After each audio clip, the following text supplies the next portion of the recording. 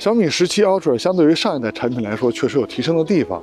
那么它跟最近刚发布的旗舰手机，比如说华为的 Mate 80 Pro Max 比，会怎么样呢？本期的看点如下，推荐大家仔细去看。那评测环节之前肯定是摄影环节啊。现在越来越多的朋友把自己拍摄的照片上传到了视频回复当中，是你们真正用实际行动带着更多的朋友参与到了摄影中来，这也是我们节目创立的主旨。非常感谢您的点赞和加关注啊，尤其是加关注，这是让我们这档节目不停更、继续更新下去的动力。那下面就看看本期的摄影环节有哪些网友的摄影作品入选了吧。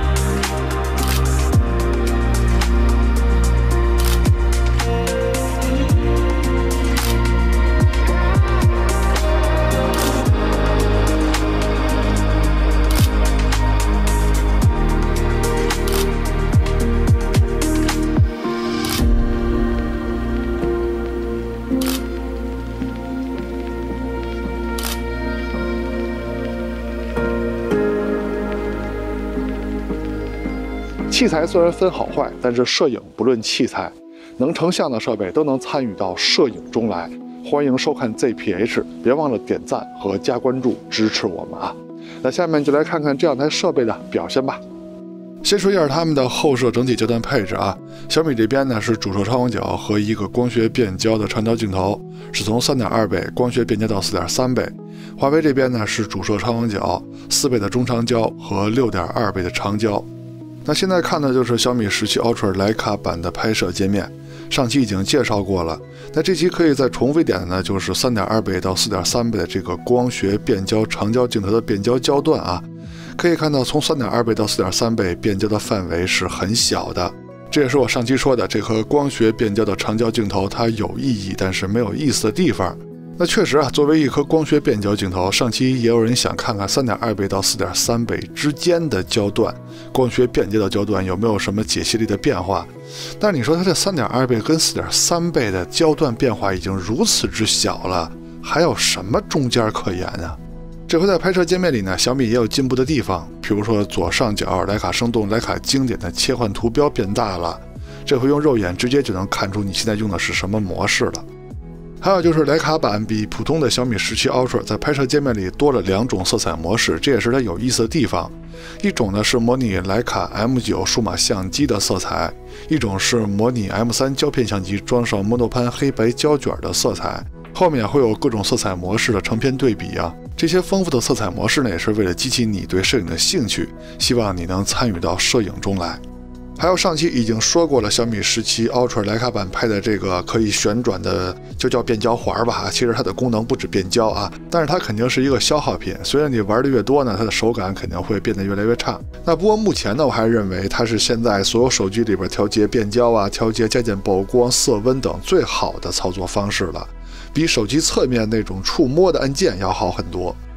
那现在看到的就是华为的拍摄界面。那值得一说呢，你看它的拍摄界面中给了4倍的光学焦段，但是没有给那颗 6.2 倍镜头的光学焦段，直接呢就是给到了10倍。可能他也觉得4倍跟 6.2 倍之间的变焦范围太小了吧，可能他觉得没有意思。当然10倍呢就是那颗 6.2 倍镜头的数码变焦焦段。那如果你想要 6.2 倍焦段拍摄呢，你就在4倍上再点一下，就会切换到 6.2 倍了。现在看的就是小米17 Ultra 徕卡版给你提供的4种大色彩模式，当然了，它还提供了其他的色彩模式啊。主要先说这4种，它们彼此的色彩个性呢还是挺鲜明的。希望大家呢多多利用这些色彩模式去找到自己喜欢的、适合自己的去创作。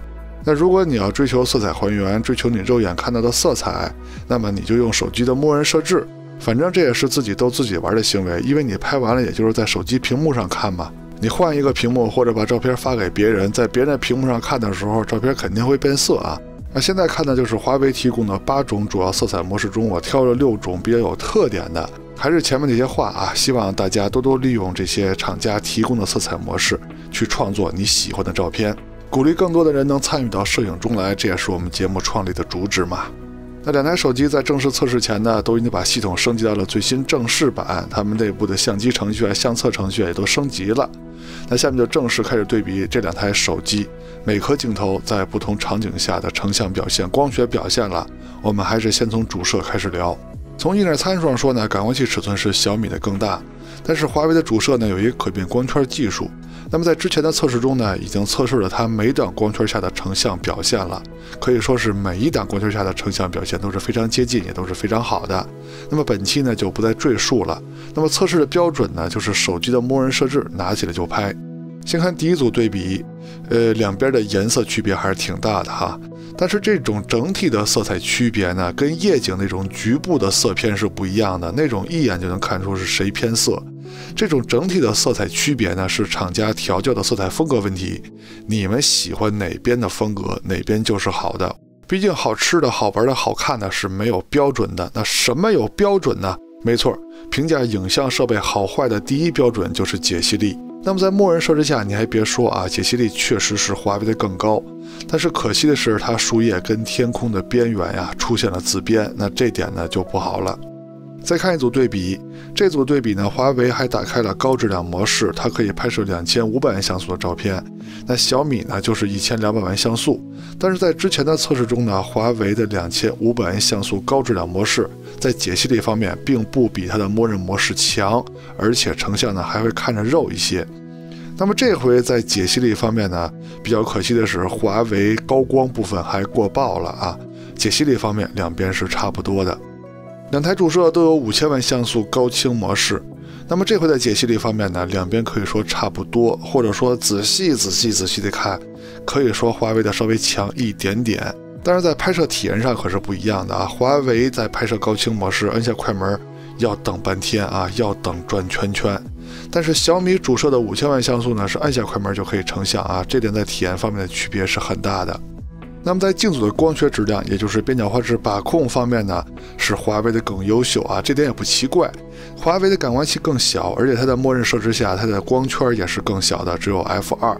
那么小米的感光器更大，光圈也更大，它的边角画质是很难把控的。那现在小米在1英寸感光器里边啊，它的边角画质把控能力就算是不错的了。再说超广角镜头，原生像素呢是小米的更高，但是视角呢是华为的更宽广。那感光器大小这一块呢，华为还是应该公布一下的啊，不是说感光器型号啊，而是大小还是跟光学跟响长有关的参数。从对比样片上看呢，这回的颜色区别上最大的是天空了啊，地面的颜色呢相对于主摄来说更接近了。那么视角的区别呢，如图所示，这个红边就是小米拍不到的范围。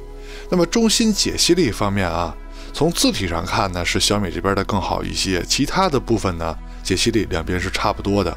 再看一张对比样片，颜色的风格你们更喜欢哪边呢？那么这回呢，华为开启了高质量模式，就是2500万像素了，小米是1200万像素。解析力方面，这回是华为的表现更优秀。2个超广角都有高清模式，小米是5000万像素，华为是4000万像素。那么在解析力方面呢，是小米的更优秀啊。虽然说华为的高清模式拍完之后要转圈圈，要处理很长时间，但是解析力方面依旧是小米的更好，而且小米还是按下快门就能成像。镜组的光学质量，也就是边角画质把控这边呢，两边差不多啊。但是视角呢是华为的更宽广一些。虽然说不知道感光器大小是多少，因为我这并不是聊数码的嘛，我这只看结果。相对来说呢，华为超广角的镜组光学质量稍好。那再说中长焦镜头这块，小米17 Ultra 呢是有一个3.2倍到4.3倍的光学变焦镜头，底是1.4英寸2亿像素的。那么华为的中长焦呢是2颗定焦镜头，一个是4倍的定焦镜头，一个是6.2倍的定焦镜头。对比先从2倍开始看，它们都是主摄的数码变焦。从成片风格上看，小米还是看着热情一些，华为看着冷静一些，就是一边偏短，一边偏冷。那么具体就看你们更喜欢哪边了。那么中心解析力方面，两边差不多，区别呢就是数码处理痕迹两边有所不同。现在是3.2倍的对比，小米是光学焦段，华为呢还是只能靠主摄的数码变焦。那么在解析力方面就没有悬念了，肯定是小米的更好。现在小米4.3倍，华为4倍，他们都是光学焦段了，而且小米的4.3倍呢还是那颗光变镜头的4.3倍，而华为的4倍可是定焦镜头啊。但是令我没想到的是，这回的解析力方面是小米的更强。像这样的测试呢，我肯定不只拍一个场景啊，但是在任何场景下，小米的这颗光变的4.3倍都比华为的定焦4倍解析力要强。之前有人说想看3.2倍和4.3倍之间的焦段它的光学解析力怎么样，毕竟是变焦镜头嘛。但是你看这3.2倍跟4.3倍它之间有什么焦段变化吗？它的焦段变化已经微乎其微了，还哪来的中间啊？这就是我说的这颗光变镜头，它只是有意义，但是它没意思。现在是6.2倍的对比，小米是4.3倍焦段的数码变焦了，华为6.2倍呢是光学焦段，但是在解析力方面两边却差不多。那中长焦镜头呢，两边都是有高清模式的，17 Ultra 这边呢是2.1像素，华为那边呢4倍跟6.2倍呢都是5000万像素。先看小米的3.2倍对比华为的4倍啊，解析力方面小米的更优秀，而且华为这边由于多张合成的原因还出现了一点重影。那现在小米是4.3倍的2.1像素对比华为的6.2倍5000万像素，在解析力方面依旧是小米的解析力更高，而且华为这边还是有 HDR 多张合成产生的重影。其实小米这边仔细看高光部分大理石上呢也是有一些轻微的重影的，只是做的比华为稍微好一点。前面说了，华为所有镜头在拍摄高清模式的时候，成像速度都是非常慢的，摁下快门之后呢要转圈圈，要等很久。那么它的中长焦镜头呢也是这样，虽然说小米的主摄跟超广角的5000万高清模式摁下快门就能成像，但是小米的3.2倍到4.3倍的这颗长焦镜头，它是2.1像素的高清模式，摁下快门之后也要等非常久才能成像啊。只不过这个时候屏幕上呢会有一行字啊，就是它告诉你已经拍完了，只是正在处理，正在多张合成这个2.1像素的照片，你是可以挪动相机的。现在是10倍焦段的对比，颜色的区别是非常大的。那么颜色方面你们更喜欢哪边呢？我个人更喜欢华为一些啊，但是在解析力方面是小米的更好。最后再看一组30倍超长数码变焦的对比吧。哦，对了，超过30倍的我根本就不用啊，其实30倍我都不用，这种照片的成像质量我肯定是不接受的。那至于他们两个对比呢，在解析力方面你们更喜欢哪边呢？反正都是数码计算 AI 的成分更高一些。小米这边看着更自然一些，华为那边呢看着更平滑，平滑中呢也有细节。分辨不出来可以再对比一组啊，还是30倍超长的数码变焦。那放大之后呢，两边就是这个样子啊，你们定啊，你们更喜欢哪边就好。再说微距的对比，那这一项对比呢是没有悬念的。那先说超广角的微距吧，他们俩呢都能用超广角来拍微距。拍摄的方式呢就是用主摄慢慢接近被摄物体，系统就会切换到超广角，然后数码裁切到主摄的焦段来拍。现在看到的呢就是超广角数码变焦拍的微距啊。那么看焦点部分呢，两边就说差不多吧。但是长焦微距的效果可就差得比较远了。小米这颗新的光学变焦的长焦镜头几乎就没有微距能力啊，虽然说它有拍摄微距的选项啊，但是就几乎没有微距能力吧。那华为的4倍呢，拍摄微距效果还是不错的。在细节呈现方面，两边的差距相当的大，华为要强非常多。再说前摄，先看前摄自拍的表现，用的就是前摄的默认设置，没有调其他的选项。第一个场景呢是阳光直射的场景，他们俩的表现最起码在清晰度方面或者磨皮美颜方面看着还是比较接近的。那么肤色的差别呢是有的，相对来说呢，小米偏黄一些，华为偏红一些，但是每个人的屏幕显示出来的颜色肯定不同啊。你们更喜欢哪边的效果呢？其实我觉得他们的颜色都还 OK 啊，那就根据你们自己的屏幕显示，你们喜欢哪边就好。那么下一个场景呢是在阴影里，这回两边的表现就更为接近了。他们都可以说有非常好的前摄自拍表现。那么结合阳光下跟阴影里，你们看看更喜欢哪边的效果吧。现在是前摄录像的表现，当然用的也都是前摄的默认设置了。拍摄的时候光线条件是在傍晚的阴影里，其实光线呢还不是很暗，也挺亮的。怎么两边拍的都这么红啊？而且小米的肤色呢是更红的，但是衣服呢却显得更绿。不过要说清晰度跟防抖呢，还是小米的更好一些。再看人像拍摄的对比，用的也是人像模式的默认设置。第一个场景呢也是阳光直射的场景啊，对于拍摄人像来说呢还是很难的，两边的表现呢非常的接近。那么下一个场景呢是在阴影当中，两边拍摄出来的效果依旧是非常接近的，肤色呢都很好看，人物面部的精致程度呢也都非常好。总体来说，人像对比环节呢，两边的表现还是非常接近的。再说蜘蛛扩张度的对比，那么这两台旗舰机，无论是主摄还是超广角，在大光比的环境中，它们的表现都是非常优秀的。那小米这边呢，测试了2种大色彩模式，徕卡生动跟徕卡经典。那么随着这些图呢，大家可以看到它们的表现都是非常稳定的，暗部可以按得下来，亮部呢也能亮得上去。亮部树枝与天空的分界做得比较自然，暗部在保留细节的同时呢，也没有什么偏色啊，表现是非常优秀的。那现在看到的就是华为的表现了，测试了3种大色彩模式啊，原色、鲜艳跟明快。那么在这3种色彩模式下，主摄跟超广角的表现也都是十分优秀的。它们亮部跟暗部的细节保留呢，同样也都支持你拍完之后在后期的需求，因为它们的细节保留也都是非常丰富的。某些色彩模式啊，比如说鲜艳模式吧，它在某些场景下暗部呢确实有稍微偏色的情况，但是很不明显，依旧可以说是表现非常优秀。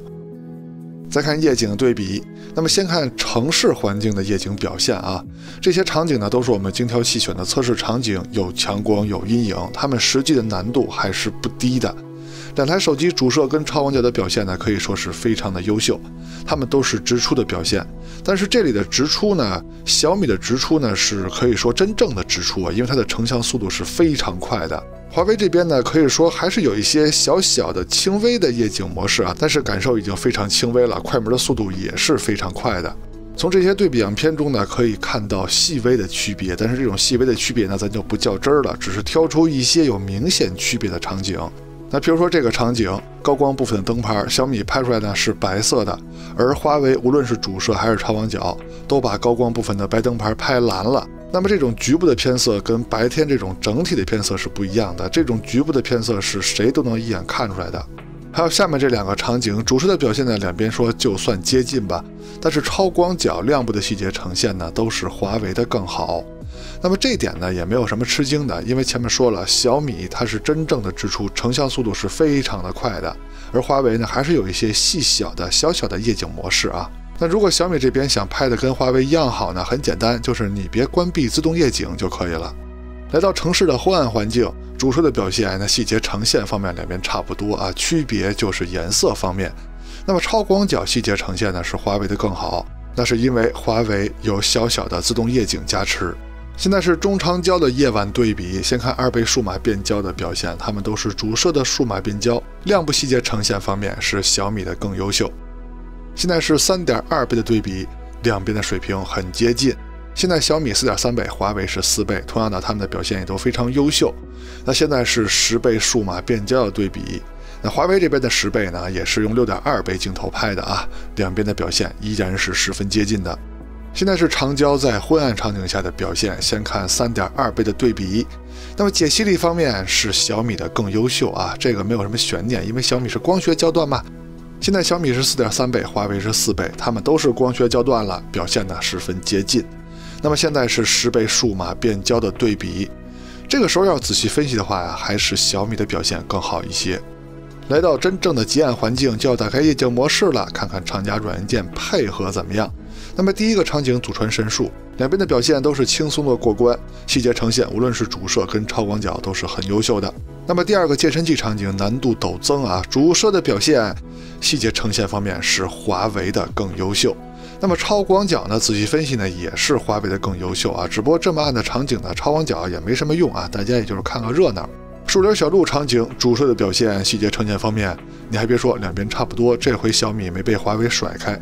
最后一个也是最难的场景祖传神速 Pro， 主摄的细节呈现方面还是华为的更优秀一些。录像用的是手机的默认设置，也是最接近现在社交软件的录制效果。现在是主摄白天手持走路的表现，没有架子，没有稳定器。防抖方面要仔细分析的话，是华为的表现更好一些。清晰度方面两边是差不多的。现在是超广角的录像对比，小米怎么把我手指头拍下来一点儿？可能是它的超广角比较靠下吧。这回防抖两边都是十分优秀的，就是颜色方面有些区别啊。颜色方面你们就看自己的喜好吧。但是在清晰度方面，华为的稍微好一点点。现在是2倍数码变焦的录像对比，它们都是主摄的数码变焦。防抖方面是华为的更优秀，而且清晰度方面也是华为的更优秀。现在是3.2倍的对比，虽然说小米是光学焦段，华为是数码变焦，但是在默认设置下，华为的解析力也是相当不错的啊。但要是较真儿的说呢，肯定还是小米这边更清晰一些，而且这回他们的防抖都是非常优秀的。现在小米是4.3倍，华为是4倍，防抖跟清晰度两边都是十分接近的，就是颜色方面区别很大啊。你们更喜欢哪边的色彩呢？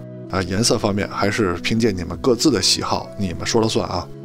现在是6.2倍的对比，小米这边就是数码变焦了，华为是光学焦段。清晰度方面是华为的更优秀，防抖两边都不错啊，颜色的区别还是比较大的。现在是他们录像最远的数码变焦焦段30倍录像对比，防抖呢两边都挺好啊，清晰度呢两边就是同一级别吧。现在是主摄夜晚的录像表现，同样还都是手持啊，清晰度跟防抖方面两边是很接近的。但是华为的暗部细节呈现是更丰富的，但是华为的鬼影也是比小米重的。现在是超广角的录像表现，清晰度方面是华为的更优秀。现在是3.2倍的录像对比，小米是光学焦段，华为是数码变焦，防抖两边都不错，清晰度方面是小米的更优秀。现在小米是4.3倍，华为是4倍，它们都是光学焦段了。清晰度方面两边都不错啊，防抖也都不错，但是它们的画面呢多少都有点拖动的感觉，这可能是它们自动帧率的原因啊，导到其他设备上呢会出现播放的问题。现在是10倍数码变焦的对比，它们都是长焦镜头的数码变焦了。那么华为这边呢就是6.2倍镜头的数码变焦，小米是4.3倍的数码变焦。它们的清晰度呢是属于同一级别的，防抖也都差不多，但是它们的画面呢都是有这种拖拽的感觉。我就是怀疑他们到了夜晚之后开启了自动帧率啊，这种自动帧率的设置呢，导到其他设备上会有播放问题。所有的测试都对比完了，设备的好坏呢，主要是看跟谁比。总有人为了流量啊，就是故意要说这个不行啊，那个不行啊，缺点一大堆啊什么的。我们的测试呢，就是靠实拍让大家了解设备的优缺点。他们在相互对比的时候呢，总有强的地方，总有次的地方啊。希望我们的对比呢，对你的选择有所帮助。那么到了结尾呢，大家可以说一下对这两台手机的工业设计的看法，就是你们更喜欢哪台手机的长相？如果喜欢小米这边呢，就打1；喜欢华为呢，就打2。OK， 到结尾了。看完前面内容，希望在选择方面为您提供了帮助，也希望您能喜欢我们的节目。别忘了点赞和加关注支持我们啊！我们下期节目再见，拜拜。